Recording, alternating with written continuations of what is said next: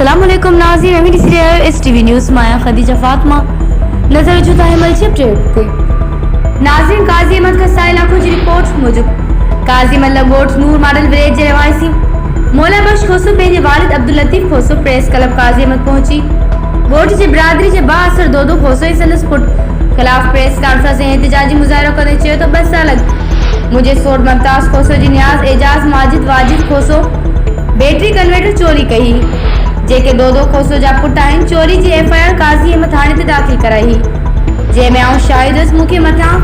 माण्हू धमकियूं ॾियण ऐं रस्ता रोक करण लॻा ऐं चयाऊं त असांजे ख़िलाफ़ शाहिदी छो ॾिनी असां तोखे बख़्श न कंदासीं ऐं गुज़िरी राति मथे ॼाइण माण्हुनि हथियारनि सां मुंहिंजे घर ते हमिलो करे फायरिंग कई असीं अपील था करियूं त हमले कंदड़ खे गिरफ़्तार करे असां सां इंसाफ़ करे तहफ़ुज़ फ़राहम कयो वञे।